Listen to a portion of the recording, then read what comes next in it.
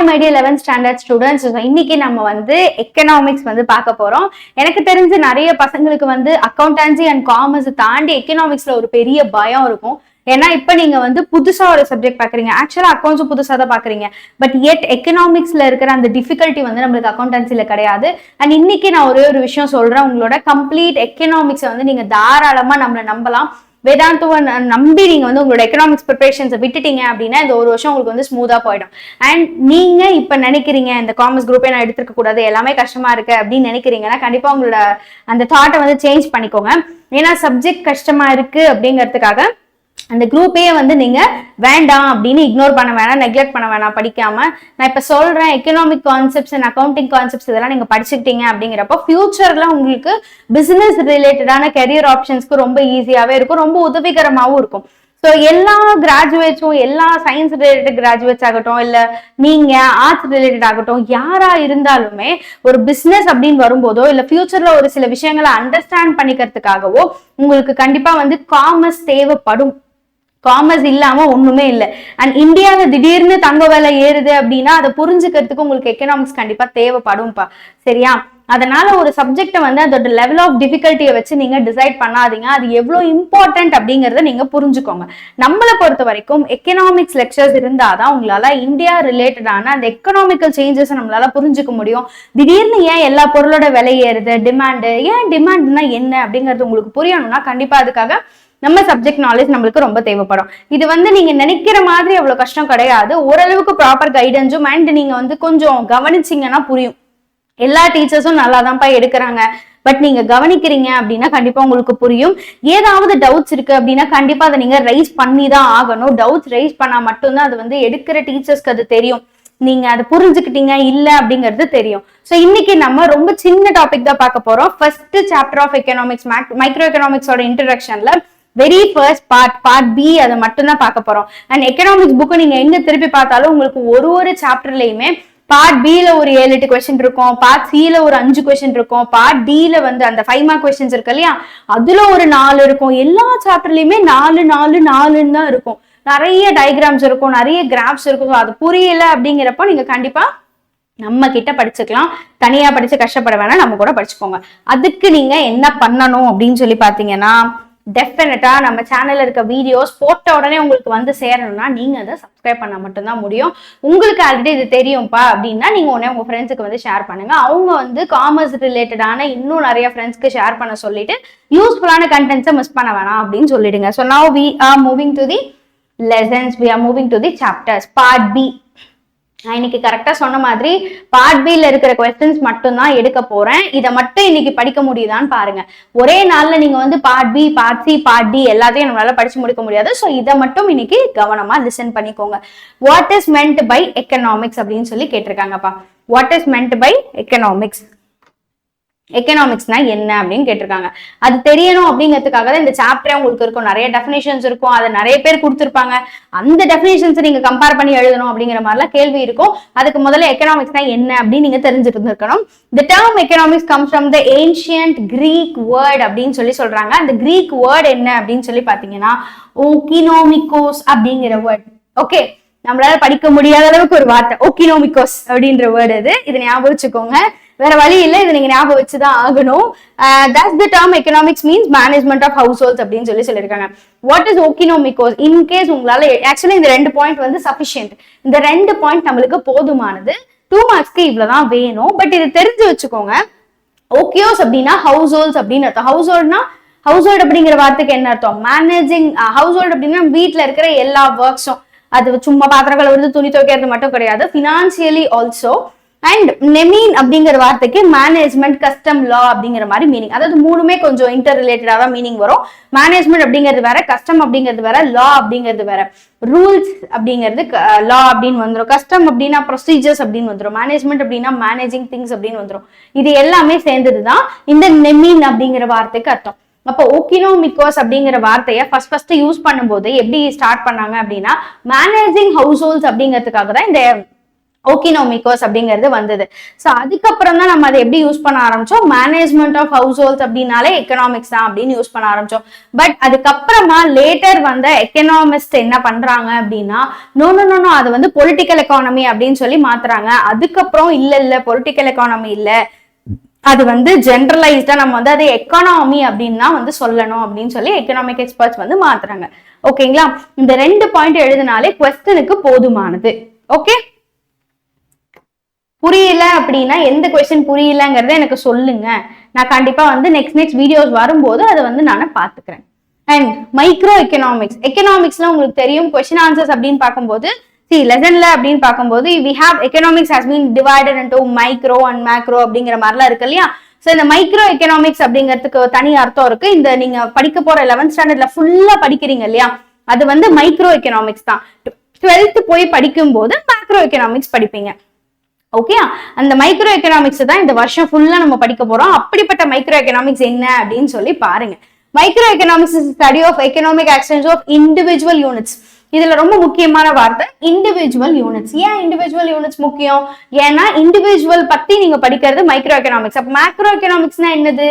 On the Hola unemployment ஒரு விஷயம் இருக்கு, வேலை இல்லாத ஒரு திண்டாட்டம் அப்படின்னு சொல்லுவோம் இல்லையா, அன்எம்ப்ளாய்மெண்ட் அப்படின்ற விஷயம் இருக்கு. What is meant by unemployment? ஏன் அன்எம்ப்ளாய்மெண்ட் நடக்குது? யாருக்கெல்லாம் இப்ப வந்து இந்தியால வேலை இல்லை, எதனால அவங்களுக்கு வேலை இல்லை, அவங்க என்னெல்லாம் படிச்சிருக்காங்க, இந்த மாதிரி அந்த ஒரே ஒரு வார்த்தையை வச்சுக்கிட்டு இன்டெப்தா நம்ம படிக்கிறத வந்து மேக்ரோ அப்படின்னு சொல்லுவோம். மைக்ரோ அப்படிங்கிறது தனித்தனியா நம்ம வந்து யோசிக்கிறது. Individual units, say households, firms or industries. Say ஒரு ஃபார்ம் எடுத்துக்கோங்க, இல்ல வந்து ஃபார்ம் இல்ல ஒரு இண்டஸ்ட்ரி எடுத்துக்கோங்க. அந்த மாதிரி நீங்க எடுக்கும்போது ஒரு கம்பெனி அப்படின்னா ஏபிசி சிமெண்ட் லிமிடெட் அப்படின்னு ஒரு கம்பெனி இருக்கு. This is cement company. சிமெண்ட்னா தெரியல, நம்ம பில்டிங் கட்டுவோம்ல, அந்த சிமெண்ட் கம்பெனி. இப்ப அந்த சிமெண்ட் கம்பெனியை தனியா எடுத்து அந்த கம்பெனில வந்து எத்தனை பேர் வேலை பாக்குறாங்க, அவங்களுக்கு வந்து என்னென்ன வேலை இருக்கு, ப்ரொடக்ஷன் யூனிட்ல யாரெல்லாம் வேலை பாக்குறாங்க, இல்ல வந்து டிஸ்ட்ரிபியூஷன் யூனிட்ல யாரெல்லாம் வேலை பாக்குறாங்க, சேல்ஸ் டீம்ல யாரெல்லாம் வேலை பாக்குறாங்க, அக்கௌண்ட்ஸ் டீம், அதோட ரெவென்யூ எவ்வளோ, அதோட எக்ஸ்பென்சஸ் எவ்வளோ, இதெல்லாம் எப்படி ஒர்க் ஆகுது, அவங்க எப்படி சிமெண்ட்டை தயாரிக்கிறாங்க, எப்படி வந்து டிஸ்ட்ரிபியூட் பண்றாங்க, எவ்வளோ அட்வர்டைஸ்மெண்ட் பண்றாங்க, இந்த மாதிரி everything related to that single unit, that single unit of the business அப்படின்னு பார்த்தோம்னா அதுதான் நம்ம வந்து மைக்ரோ எக்கனாமிக்ஸ் அப்படின்னு சொல்லி சொல்றோம். Okay, anything related to the single unit of either it is a household or a firm or a industry, அதை பத்தி நம்ம தெரிஞ்சுக்கிறது தான் நம்ம வந்து மைக்ரோ எக்கனாமிக்ஸ் அப்படின்னு சொல்லி சொல்றோம். Macro is just opposite to it. It studies how business firms operate under different market conditions. We have different market conditions in economy. என்ன மார்க்கெட் கண்டிஷன்? ஒரு அமேசான் மாதிரி ஒரு பிளாட்ஃபார்ம் அப்படின்னு எடுத்துக்கோங்க, ஒரு கம்பெனி தான் அது. ஸோ அமேசான் மாதிரி ஒரு கம்பெனின்னு எடுத்துக்கோங்க. அது வந்து 2019க்கு முன்னாடி எப்படி வேலை பார்த்தது அப்படின்னு எடுத்துக்கோங்க. அதே மாதிரி 2020க்கு அப்புறமா எப்படி வேலை பார்க்குது, இப்போ வந்து 2026ல எப்படி வேலை பார்க்குது அப்படிங்கறத எடுத்துக்கிட்டீங்கன்னா, அப்ப அந்த பிசினஸ் அப்படிங்கிறது டிஃப்ரெண்ட் மார்க்கெட் கண்டிஷன்ஸ். என்ன மார்க்கெட் கண்டிஷன்? 2019க்கு முன்னாடி ஆன்லைனை பெருசா யாருமே நம்ப மாட்டாங்க. ஓரளவுக்கு பையிங் குவான்டிட்டிஸ் ஓகே, பட் இப்ப இருக்கிற அளவுக்கு அந்த பையிங் ட்ரெண்ட் இருந்ததா அப்படின்னு கேட்டா கண்டிப்பா கிடையாது. இதெல்லாம் சேஞ்ச் பண்ணது என்ன அப்படின்னா இந்த கோவிட் பேண்டமிக் அப்படிங்கிற சிச்சுவேஷன். அப்ப அந்த கோவிட் பேண்டமிக் அப்படிங்கிறது one of the market condition. Pandemic அப்படிங்கிறது ஒரு மார்க்கெட் கண்டிஷன். எல்லாமே வந்து வீழ்ச்சியில இருந்த டைம், எல்லாமே வந்து போதும், மார்க்கெட்லாம் பயங்கரமா கிராஷ் ஆயிடுச்சு, இந்த ப்ராடக்ட் வந்து விற்கல, இவங்களுக்கு லாஸ் அப்படின்னு இருந்த டைம்ல ஆன்லைன் மார்க்கெட்டிங் எப்படி வந்து பூஸ்ட் ஆச்சு அப்படிங்கிறது one of the market conditions. And இன்னொரு மார்க்கெட் கண்டிஷன் வந்து இப்போ நம்மளோட இந்த வார் இருக்கு இல்லையா, இப்ப நடக்கிற அந்த வார் இருக்கு இல்லையா, அந்த வார் டைம்ல எப்படி வந்து ஆப்ரேட் ஆகுது அமேசான் அப்படின்னு. ஸோ ஒரு அமேசான்ன்ற ஒரே ஒரு இண்டிவிஜுவல் யூனிட் எடுத்துக்கோங்க, அந்த யூனிட் வந்து டிஃப்ரெண்ட் மார்க்கெட் கண்டிஷன்ஸ்ல எப்படி எல்லாம் வேலை பார்க்குது அப்படின்னு நம்ம புரிஞ்சுக்கிறது தான் micro economics. And third, the combined actions of the buyers and sellers determine prices. ஒரு பையரும் சரி, பையர்னா யாரு? ஆப்வியஸா நம்ம தான். ஒரு பொருளை வாங்கி யூஸ் பண்றவன் தான் buyer. Okay, buyer is not the person who is a middleman, who is going to sell it, who is going to resell it அப்படிங்கிறவன் வந்து buyer கிடையாது. The one who is going to use it அப்படிங்கிறவன் தான் buyer. Ultimately அவன் தான் buyer. So செல்லரும் பையரும் அவங்களோட behaviours தான் வந்து பிரைஸை டிட்டர்மைன் பண்ணுது அப்படின்னு சொல்லி சொல்றாங்க. திடீர்னு தக்காளி விலை வந்து 20 ரூபா இருக்கும் கிலோ, மறுபடியும் ஒரு 2-3 வீக்ஸ் கழிச்சு பார்க்கும்போது 100 ரூபாய் அப்படின்னு சொல்லி விற்பாங்க, இல்ல 50 ரூபா அப்படின்னு சொல்லி விற்பாங்க. But how the prices are determined அப்படின்னு பாத்தீங்கன்னா பையர்ஸ் அண்ட் செல்லர்ஸ். இப்ப திடீர்னு வந்து 100 கிலோ தக்காளி தேவைப்படுற இடத்துல நம்ம வந்து ஒரு 70 கிலோ தான் வச்சிருக்கோம் அப்படின்னா automatically prices will rise and up. அதே மாதிரி 100 கிலோ தேவைப்படுற இடத்துல ஒரு 150 கிலோ கையிருப்பு இருக்கு அப்படின்னா அது வித்தே ஆகணும் அப்படிங்கிறதுனால பிரைசஸ் வந்து குறையும். ஸோ இந்த பிஹேவியர்ஸ் வந்து பிரைஸ் டிட்டர்மைன் பண்ணுது அப்படின்னு சொல்றாங்க. அண்ட் மைக்ரோ எக்கனாமிக்ஸ்ல என்னெல்லாம் இருக்கும் அப்படின்னு சொல்லி பாத்தீங்கன்னா வேல்யூ தியரி அப்படின்னு ஒண்ணு இருக்கு, வெல்ஃபேர் தியரி அப்படின்னு சொல்லி இருக்கு. Okay, value theory is something கொஞ்சம் டெக்னிக்கலா இருக்கும். வெல்ஃபேர் தியரி அப்படிங்கிறது வந்து மக்களோட வெல்ஃபேரை பத்தி பேசுறது. நீங்க ஜஸ்ட் இந்த ப்ராடக்ட் ஃபேக்டர் அதெல்லாம் கன்சிடர் பண்ண வேணாம், ஜஸ்ட் இந்த பேரை மட்டும் எழுதினா போதும். This is a 2 mark, இந்த பேரை மட்டும் எழுதினா போதும். ஸ்டார்டிங் ஃப்ரம் மைக்ரோ எக்கனாமிக்ஸ் இது வந்து இண்டிவிஜுவலை பத்தி இண்டிவிஜுவல் யூனிட்டை பத்தி படிக்கிறது தான் மைக்ரோ எக்கனாமிக்ஸ் அப்படின்னு சொல்லி நம்ம சொல்றோம். இதுக்கப்புறமா it studies how business operate under different market conditions அப்படிங்கிற பாயிண்ட சொல்றோம். 3வது பாயிண்ட் மைக்ரோ எக்கனாமிக்ஸ்ல என்னெல்லாம் இருக்கும் அப்படின்னு சொல்லி பாத்தீங்கன்னா 2 விஷயம், ஒன்னு வேல்யூ தியரி, இன்னொன்னு வந்து எக்கனாமிக் வெல்ஃபேர் அப்படிங்கிற விஷயம். ஓகேயா, முடிஞ்சு. And next, what are goods? கூட்ஸ்னா என்னப்பா அப்படின்னு கேட்டோம்னா இதுக்கு முன்னாடி இந்த வார்த்தையை நீங்க வந்து எங்கேயும் கேள்விப்பட்டிருக்க வாய்ப்பு இல்லை. பட் இப்போ கூட்ஸ் ஆர் என்ன அப்படின்னு கேட்டோம்னா கூட்ஸ் ஆர் ஆல்சோ கால்ட். கூட்ஸை எப்படியெல்லாம் சொல்லலாம் அப்படின்னு, கூட்ஸ்னா என்னன்னு கேட்டா ஏன் கூட்ஸை எப்படியெல்லாம் சொல்லலாம்னு சொல்றாங்கன்னா அப்பதான் உங்களுக்கு ஒரு அண்டர்ஸ்டாண்டிங் வரும். கூட்ஸ்னா என்னது? Goods is also a product, goods is also a commodity, goods is also a thing. இந்த வார்த்தை நீங்க கேள்விப்பட்டிருக்கீங்க இல்லையா? அப்ப திங்ஸ்னா என்னது? பொருள். ஏதோ ஒரு பொருளை தான் நம்ம வந்து கூட்ஸ் அப்படின்னு சொல்லி சொல்றோம். இது இந்த சப்ஜெக்டுக்குள்ள டெக்னிக்கல் டேர்ம். ஒரு பொருளை தான் நம்ம கூட்ஸ்ன்னு சொல்றோம். அது ஏன் நான் கூட்ஸ்ன்னு தான் சொல்லணுமா, திங்ஸ்ன்னு சொல்லக்கூடாதா அப்படின்னு கேட்டீங்கன்னா இது வந்து இந்த சப்ஜெக்டுக்குள்ள ஒரு டெக்னிக்கல் டேர்ம், அதனால சொல்றோம். And then in economics the term goods implies the term services. Goods எதை இம்ப்ளை பண்ணுது அப்படின்னா சர்வீசஸ் இம்ப்ளை பண்ணுது எக்கனாமிக்ஸ்ல அப்படின்னு சொல்லி சொல்றாங்கப்பா. சரியா? சோ கூட்ஸ் அப்படின்னா என்னது? ரொம்ப ஈஸியான கொஸ்டின். கூட்ஸ் நம்ம என்னன்னு சொல்றோம்? ப்ராடக்ட்னு சொல்றோம், கமாடிட்டின்னு சொல்றோம், திங்ஸ் அப்படின்னு கூட சொல்றோம். அண்ட் ஃபைனலி எக்கனாமிக்ஸ்ல வந்து goods implies the term called services. Services is nothing but act of doing service. சர்வீஸ்னா என்னது? இப்ப நம்ம பண்றது சர்வீஸ் தான். Teaching is a service category, medicine doctor is a service category. அவங்க இன்னொருத்தருக்கு ஒரு சர்வீஸை ப்ரொவைட் பண்றாங்க, அதுதான் சர்வீஸ் கேட்டகரி. ஓகேயா? கூடையே படிச்சுக்கோங்க, ஈஸியான கொஸ்டின்ஸ் தான். சோ கூடையே படிச்சுக்கோங்க. இப்ப நம்ம கேள்விக்கான அடுத்த பதில் வந்தாச்சு. சர்வீஸ் எனக்கு சரியா புரியலையே அப்படின்னு நீங்க நினைச்சீங்கன்னா இந்த வந்துட்டு கூட்ஸ் என்ன சர்வீஸ் என்ன அப்படிங்கிற டிஃபரன்சியேஷன் நம்ம பாத்திரலாம். கூட்ஸ்னா என்ன சொன்னா மெட்டீரியல் திங்ஸ், டான்ஜிபிள். இந்த வார்த்தையை நீங்க எங்கேயோ படிச்சிருப்பீங்க, எங்கேன்னு தெரிஞ்சா எனக்கு வந்து சொல்லுங்க. டான்ஜிபிள் அப்படிங்கிற வார்த்தையை நம்ம வந்துட்டு இதுக்கு முன்னாடி எடுத்த வீடியோல தான் பார்த்தோம். நீங்க அக்கௌண்ட்ஸ்ல வந்து இந்த டேர்ம் படிச்சிருக்கணும். அப்படி படிச்சிருக்கீங்க அப்படின்னா அதுக்கு என்ன அர்த்தம் அப்படிங்கறத சொல்லுங்க. இன்டான்ஜிபிள் சர்வீசஸை வந்து நம்மளால கண்ணுல பார்க்க முடியாது. அந்த வார்த்தைக்கு என்ன அர்த்தம் அப்படிங்கறத பாருங்க. ஓகே, டான்ஜிபிள்னா என்ன அர்த்தம், இன்டான்ஜிபிள்னா என்ன அர்த்தம் அப்படிங்கறத பாருங்க. இன்டான்ஜிபிள் அப்படின்னா உங்களால வந்து கண்களால பார்க்க முடியாது, தொட்டு உணர முடியாது, அதை வந்து அந்த மாதிரி ஃபீல் பண்ணி இப்போ ஒரு டேபிளை நவுத்துற மாதிரி உங்களால வந்து இன்டான்ஜிபிளான பொருளை நவுத்த முடியாது. ஓகேங்களா? பட் டான்ஜிபிள் அப்படிங்கிறது சிம்பிளி மெட்டீரியல் திங்ஸ். மெட்டீரியல் திங்ஸ்னா என்னது? என்னால இந்த பென்சிலை தொட்டு பார்க்க முடியும், இந்த பென்சிலை வச்சு எழுத முடியும், அதுதான் வந்து மெட்டீரியல் திங்ஸ். 2வது point, exist independently of their owner. இப்ப கூட்ஸை வந்து நான் வந்து என்ன பண்றேன், எங்க ஆஃபீஸ்க்கு வேணும் அப்படின்னு சொல்லிட்டு 4 பிசி வாங்குறேன். ஓகே, 4 பிசி வாங்குறேன். இப்ப அந்த 4 பிசியை வந்து ஆஃபீஸ்க்கு எடுத்துட்டு வந்து நான் மேனுஃபேக்சரர் கிட்ட இருந்து ஒரு ஷோரூம்ல இருந்து அந்த 4 பிசி எடுத்துட்டு வந்து எங்க ஆஃபீஸ்ல வச்சுட்டேன் அப்படின்னா அதுக்கு என்ன அர்த்தம்? அந்த ஆபீஸ் வந்து அங்கதான் நான் இருப்பேன் அப்படின்னு அதெல்லாம் பிடிக்காது. அந்த பிசி நம்ம ஆபீஸ்லயே அது இருந்துக்கும். Exist independently of their owner. அங்க ஷோரூம்ல தான் நான் இருப்பேன், நான் ஆபீஸ்ல இருக்க மாட்டேன் அப்படின்லாம் அது சொல்லாது, தாராளமா இருந்துக்கும்.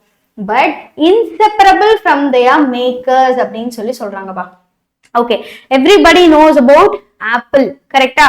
ஆப்பிள் அப்படின்ற ஒரு பிராண்ட் இருக்கு. அந்த பிராண்ட்ல வந்து நம்மளுக்கு ஐபோன் அப்படிங்கிறது கிடைக்குது, ஐபேட் கிடைக்குது, ஐமேக் கிடைக்குது, வாட்ச் கூட கிடைக்குது. அந்த பிராண்ட் சொன்ன உடனே எல்லாருக்கும் கண்டிப்பா வந்து தெரிஞ்சிருக்கு. இப்ப நான் தெரியாத ஒரு விஷயத்த பத்தி பேசினா கூட நீங்க வந்து அதை யோசிக்கலாம். பட் ஆப்பிள்னு சொன்ன உடனே இங்க தெரியாதவங்க அப்படின்னு பார்த்தா உண்மையிலேயே நம்பர் ஆஃப் ஸ்டூடெண்ட்ஸ் கூட இருக்க மாட்டீங்க. ஏன்னா அதுதான் அந்த ப்ராடக்டோட ரெப்யூட்டேஷன். அந்த ரெப்யூட்டேஷனுக்கு நம்ம இன்னொரு பேர் வச்சிருப்போம், அதுக்கு பேர் தான் குட்வில். ஓகேயா? அதுக்கு இன்னொரு பேர் என்னது? குட்வில். இப்ப குட்வில்னா என்னது? அது நீங்க கண்ணுல பார்க்க முடியாது, பட் எல்லாருக்கும் சொன்னோடனே ஆப்பிள் அப்படின்னு தெரியுது இல்லையா? எஸ், வடிவேல் காமெடியில வர மாதிரி நான் நெருப்ப கொடுத்துட்டேன், கங்கு குடு அப்படின்னு கேட்பான். அந்த கங்கு எங்கடா அப்படின்னு கேட்டா அது போயிருக்கும். அந்த மாதிரிதான் குட்வில்ல we can't see it. இதை நம்ம பார்க்க முடியாது. பட் ஆப்பிள்னு சொன்னோடனே உங்களுக்கு அந்த நோன் ஃபீலிங் வருது இல்லையா, that is known as the goodwill of that particular company. இப்ப இந்தியால அப்படின்னு எடுத்துக்கிட்டா உங்க எல்லாருக்குமே என்ன தெரியும், டிவிஎஸ் அப்படின்னு ஒரு கம்பெனி இருக்கு, வண்டி தெரியும்ல, சாம்சங் அப்படின்னு ஒரு மொபைல் போன். நான் ஏன் சுத்தி சுத்தி மொபைல் போனை வரேன்னா அதுதான் நம்மளுக்கு தெரிஞ்ச விஷயமா இருக்கு, அதனாலதான். ஓகே, சாம்சங் அப்படின்னு ஒரு மொபைல் போன் இருக்கு, அது எல்லாருக்கும் தெரியும். அதே மாதிரி இப்போ நம்ம லேப்டாப் அப்படின்னு எடுத்துக்கிட்டோம்னா வினோ ஏசர் அப்படின்னு ஒரு பிராண்ட் இருக்கு, ஐமேக் எல்லாருக்கும் தெரியும். அதே மாதிரி லெனோவோ அப்படின்னு ஒரு பிராண்ட் இருக்கு, அண்ட் வினோ ஆசஸ் அப்படின்னு ஒரு பிராண்ட் இருக்கு, டெல் அப்படின்னு ஒரு பிராண்ட் இருக்கு. இந்த பிராண்ட்ல எல்லாருக்கும் தெரியும் இல்லையா. ஏன் இந்த பிராண்ட் எல்லாம் மட்டும் மக்களை போய் ரீச் ஆகுது? இது மட்டும் பிராண்ட் கிடையாதுப்பா, வேர்ல்டு லெவல்ல there are so many brands existing. அந்த சோ மெனி பிராண்ட்ஸ்ல நம்ம ஏன் இதை மட்டும் பர்டிகுலரா தெரிஞ்சு வச்சிருக்கோம்? Because of their goodwill. ஆனா இந்த குட்வில்ல நீங்க பார்க்க முடியுமா அப்படின்னு கேட்டா பார்க்க முடியாது. இப்ப ஆப்பிளையும் அந்த குட்வில்லையும் நம்மளால பிரிக்க முடியுமா அப்படின்னு கேட்டா நோ, வி காண்ட். அததான் நம்ம என்ன சொல்றோம்னா இன்செப்பரபிள் ஃப்ரம் தியர் மேக்கர். ஆப்பிளுக்கு இருக்கிற குட்வில்ல அதோட மேக்கர் கிட்ட இருந்து உங்களால பிரிக்க முடியாது அப்படின்னு சொல்றோம். 2 பாயிண்ட் படிச்சிருக்கோம், கூட்ஸ் அண்ட் சர்வீசஸ். ஃபர்ஸ்ட் வந்து கூட்ஸ் வந்து டான்ஜிபிளா இருக்கும், சர்வீசஸ் வந்து இன்டான்ஜிபிளா இருக்கும். 2வது பாயிண்ட் வந்து இது இண்டிபெண்டன்ட்லி அதோட ஓனர்ஸ் கிட்ட இருந்து ஆக்ட் பண்ண முடியும், which is goods. சர்வீசஸ் வந்து அவங்க வந்து இன்செப்பரபிள் ஃப்ரம் தேர் ஓனர்ஸ் அப்படின்னு சொல்லியிருக்காங்க. And final point, transferable have value in exchange. Exchange பண்ணோம்னா அதுக்கு வந்து வேல்யூ இருக்கு, we can transfer it. இப்போ உங்ககிட்ட இருக்க வண்டி பழசாயிடுச்சுன்னு நீங்க ஃபீல் பண்றீங்க, அந்த வண்டியை கொண்டு போய் இன்னொரு ஃப்ரெண்டு கிட்ட உங்களால விற்க முடியும், அதுக்கு வந்து வேல்யூஸ் இருக்கு. 1 லட்சம் ரூபாய்க்கு நீங்க வண்டி வாங்கியிருப்பீங்க, you can sell it though 60,000 அந்த மாதிரி உங்களால சேல்ஸ் பண்ண முடியும். But services cannot be stored as a inventories like goods. இப்ப நீங்க கேட்கலாம், இந்த யூடியூப் வீடியோ நீங்க எடுத்ததுக்கு அப்புறமா இது கண்டிப்பா இருக்கும்ல, அப்ப என்னால ஸ்டோர் பண்ண முடியும்ல அப்படின்னு நீங்க நினைக்கலாம். பட் நான் பேசுற வார்த்தைகள் அப்படின்னு பார்க்கும்போது தட் இஸ் டிஃப்ரெண்ட். இப்ப மெடிசன் ஒருத்தவங்க கொடுக்குறாங்க, உங்களுக்கு ஒரு டாக்டர் வந்து ஒரு மெடிசன் கொடுக்குறாரு, அந்த மெடிசனால உங்களுக்கு வந்து கியூர் ஆயிடுச்சு. உங்களால அவர் கொடுத்த அந்த சர்வீஸை வந்து ஹோல்ட் பண்ண முடியுமா, அப்படி பிடிச்சு வச்சுக்க முடியுமா அப்படின்னு கேட்டா கண்டிப்பா முடியாது. ஓகேயா? அன்லஸ் அதர்வைஸ் நீங்க இந்த வீடியோ பார்க்கும் போதுதான் உங்களுக்கு அது வந்து புரியுமே ஒழிஞ்சு இந்த வீடியோவை ஒரு பொருள் மாதிரி உங்களால ஸ்டோர் பண்ணி வச்சுக்க முடியாது அப்படின்னு சொல்றாங்க. ஓகேயா? இங்க கிடைக்கிற லேர்னிங்ஸை வந்து இங்க நம்ம ஒரு லேர்னிங் கத்துக்கிறோம், அந்த புரிதல் அப்படிங்கிற அந்த அண்டர்ஸ்டாண்டிங்க வந்து உங்களால என்ன பண்ண முடியாது, இன்னொருத்தருக்கு டிரான்ஸ்பர் பண்ண முடியாது. இட் கேன் பி ஸ்டோர்ட் அப்படின்னு சொல்றாங்க. Services cannot be stored as inventories like goods. Inventories is nothing but என்ன சொல்றது, நம்ம வீட்டுல வச்சிருப்போம்ல ஸ்டாக்கு, அதுதான் இன்வென்ட்ரி. ஸ்டாக் லைக் கூட்ஸ் அப்படின்னா அந்த மாதிரி நம்மளால வந்து சேவ் பண்ண முடியாது அப்படின்னு சொல்லி சொல்றாங்க. 3 பாயிண்ட் இருக்கு. அண்ட் ரெமெம்பர், டிஃபரன்சியேஷன் கொஸ்டின்ஸ் கேட்டாங்க அப்படின்னா எப்போதுமே முடிஞ்ச வரைக்கும் டேபிள் போட்டு எழுதுற மாதிரி பாருங்க, அதுதான் மார்க்ஸ் கொடுக்கும். 2 மார்க்ஸ் அப்படிங்கிறப்ப 2 பாயிண்ட் போதும், but you can write 3 points. இப்போ இது 3 மார்க்ல கேட்டாங்கன்னா இந்த 3 பாயிண்ட் எழுதுறீங்கன்னா sufficient. Moving to next, 2 types of utility. நமக்கு புக்ல 4 டைப் ஆஃப் யூட்டிலிட்டி கொடுத்துருப்பாங்க, இது 2 தான் கொஞ்சம் ஈஸியா இருக்கும், அதனால இது 2 எடுத்துட்டு வந்திருக்கேன். 2 டைப்ஸ் தான் கேட்டிருக்காங்க, ஸோ 2 டைப்ஸ் எழுதினாலே 2 மார்க்ஸ்க்கு போதுமானது. யூட்டிலிட்டி அப்படிங்கிறது என்னது, யூஸ்ஃபுல்னஸ் அப்படிங்கிறது தான் யூட்டிலிட்டி அப்படின்னு சொல்லி சொல்றோம். ஓகேயா?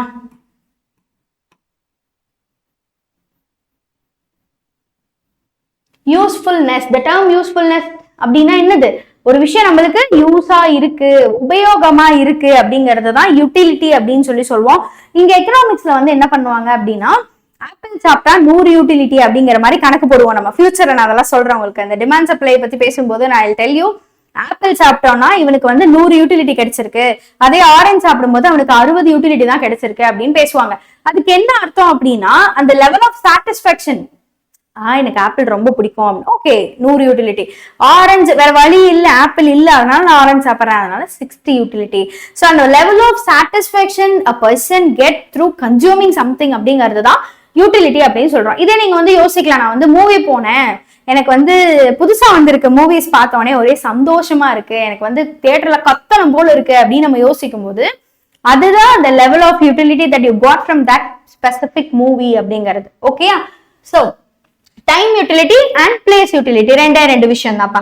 ஸோ இப்போ டைம் யூட்டிலிட்டி அப்படின்னு பாத்தீங்கன்னா, sick man derives time utility from blood not at the time of its donation but only at the time of operation when it is used. ஒரு விஷயம் உங்களுக்கு எப்போ உபயோகமா இருக்கு, அது யூஸ் பண்ணும் போதுதான் உபயோகமா இருக்கு அப்படின்னு சொல்லி சொல்றாங்க. ஓகேங்களா?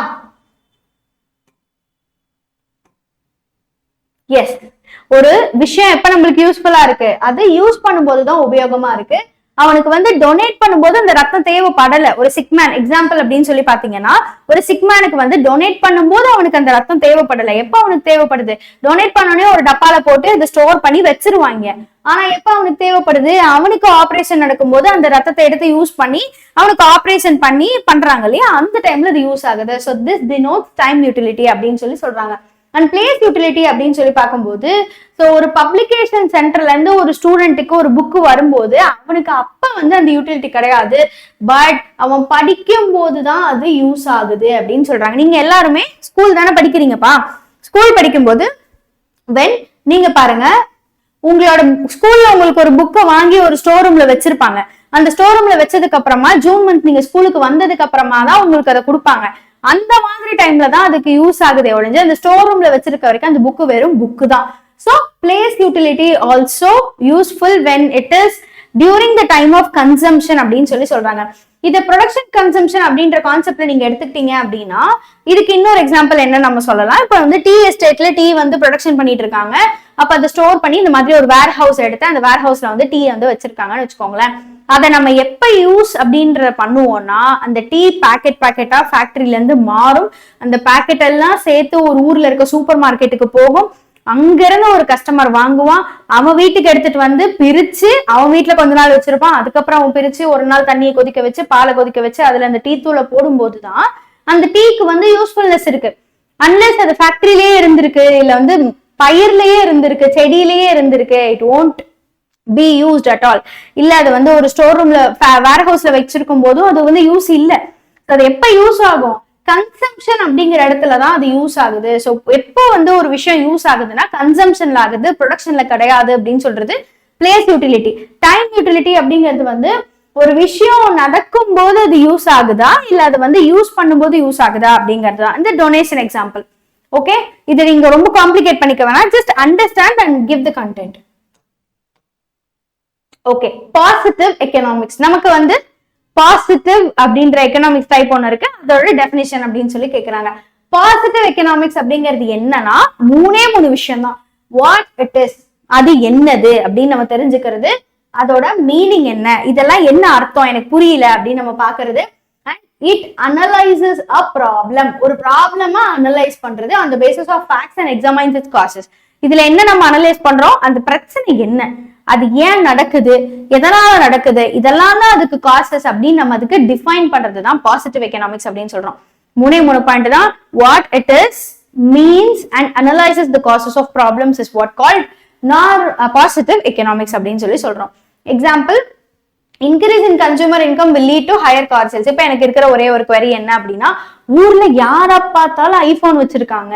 இப்ப நான் உடனே என்ன யோசிக்கிறேன், என்னடா எல்லாரும் ஐபோன் வச்சிருக்காங்க, எங்க இருந்து தானே உங்களுக்கு காசு வருது அப்படின்னு நான் யோசிக்கிறேன்.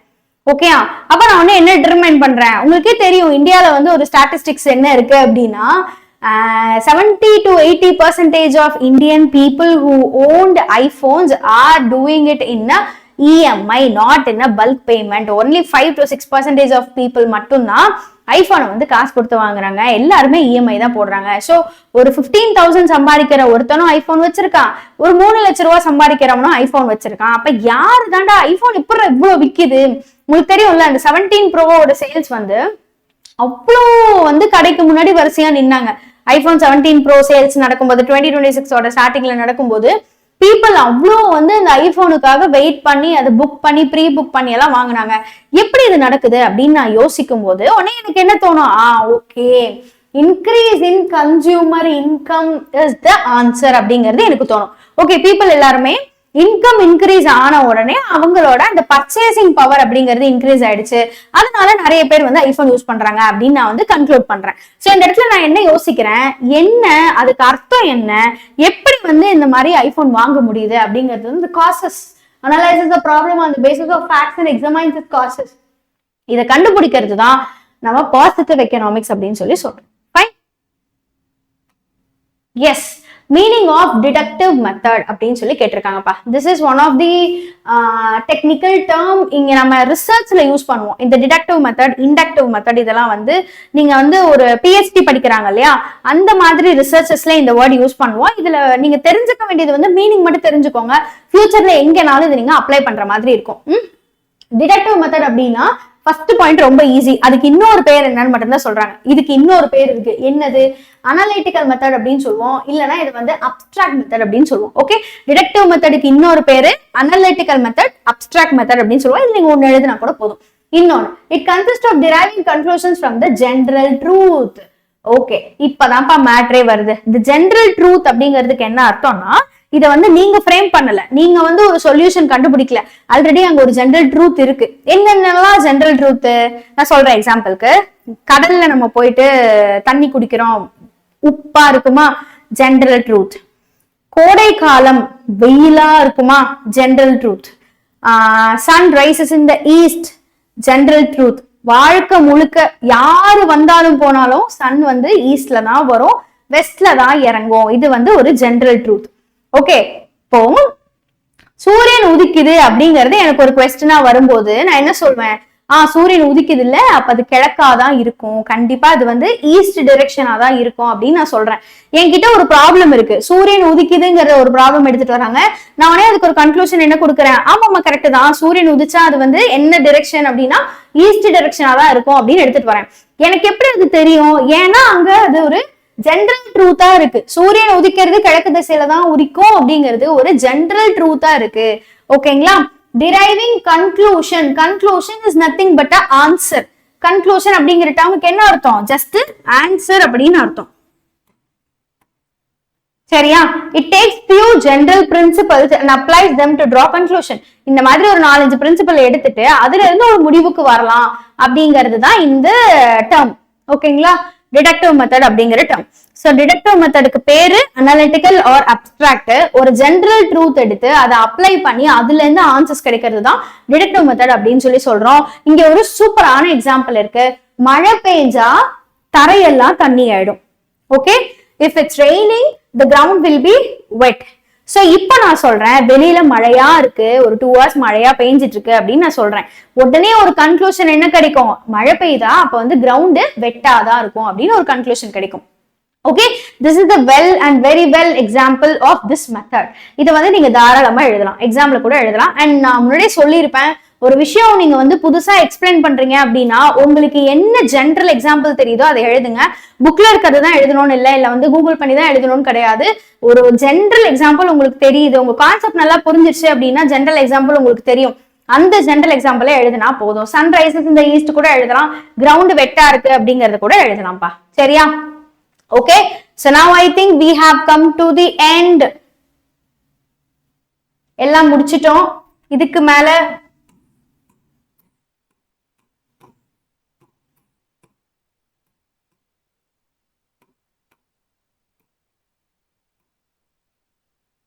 Thank you my dear students. So இன்னைக்கு நம்ம வந்து சாப்டர் 1ல பார்ட் பி கம்ப்ளீட்டா பார்த்து முடிச்சிருக்கோம். இது உங்களுக்கு புரிஞ்சிருக்கா? இந்த மாதிரி டீச் பண்றது உங்களுக்கு ஓகேவா அப்படின்னு சொல்லுங்க. இல்ல எந்தெந்த மாதிரியான லெக்சர்ஸ் நீங்க எதிர்பார்க்குறீங்க, லெசன் உங்களுக்கு எந்தெந்த லெசன்ல இருந்து பர்டிகுலரா வேணும், 4th சாப்டர்ல இருந்து வேணும், 6th சாப்டர்ல இருந்து வேணும் அப்படிங்கறதெல்லாம் எனக்கு கண்டிப்பா தெரியப்படுத்துங்க. அண்ட் லெசன் எவ்வளவு யூஸ்ஃபுல்லா இருந்தது அப்படிங்கறதே எனக்கு சொல்லுங்க. அண்ட் முக்கியமா இப்ப நம்ம பார்த்தோம்ல ஒரு மெத்தட், எஸ் டிடக்டிவ் மெத்தட் பார்த்தோம் இல்லையா? டிடக்டிவ் மெத்தட்ல உங்களுக்கு தெரிஞ்ச மாதிரி இந்த क्वेश्चन புரிஞ்சிருந்தது அப்படின்னா ஜெனரலா எக்ஸாம்பிள்ஸ் எனக்கு சொல்லுங்க. நான் கண்டிப்பா எல்லா கமெண்ட்ஸையும் பார்ப்பேன். ஒரு வீடியோலயுமே நான் கமெண்ட் பண்ணுங்க அப்படின்னு சொல்றேன்னா நான் கண்டிப்பா எல்லா கமெண்ட்டையும் பார்ப்பேன் அப்படிங்கறத நீங்க புரிஞ்சுக்கோங்க. டிடக்டிவ் மெத்தடோட அண்டர்ஸ்டாண்டிங்க வச்சு உங்களுக்கு தெரிஞ்ச மாதிரி கண்டிப்பா எக்ஸாம்பிள் சொல்லுங்க, நான் வந்து பாக்குறேன். ஓகேயா? Thank you so much. பாய்.